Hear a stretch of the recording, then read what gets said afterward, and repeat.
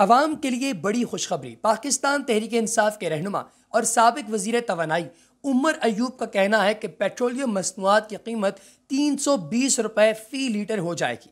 انہوں نے press conference کرتے ہوئے کہا کہ ملک میں لوڈ شیڈنگ کا بحران بہت ہی شدید ہوتا جا رہا ہے، جبکہ وزیر اعظم نے 48 گھنٹے میں لوڈ شیڈنگ ختم کرنے کا اعلان کیا تھا، لیکن اب وزیر اعظم اور وزیر توانائی کہہ رہے ہیں کہ جولائی میں بھی لوڈ شیڈنگ ہوگی۔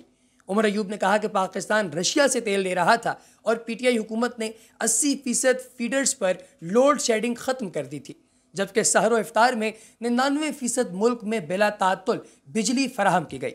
ملک میں 7 سے 8 ہزار میگا واٹ بجلی کی کمی کا سامنا ہے اور اگست تک بجلی کا فی یونٹ 45 روپے کا ہو جائے گا۔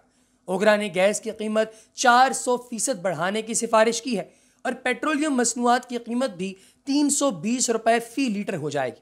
تحریک انصاف کے سندھ اسمبلی میں پارلیمانی لیڈر خرم شیر زمان نے کہا ہے کہ امپورٹڈ حکومت کو سمجھ نہیں آ رہا کہ ملک کیسے چلائیں۔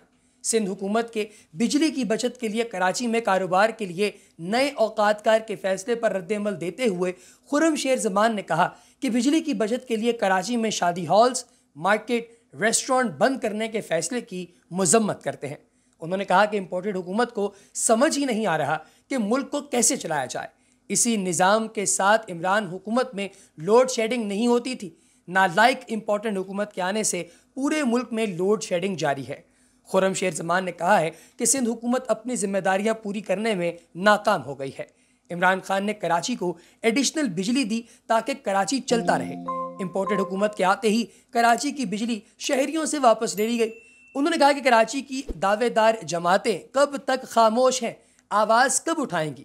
پی ٹی آئی کراچی پر ہونے والے ظلم کے خلاف آواز اٹھاتی رہی ہے اور اٹھاتی رہے گی۔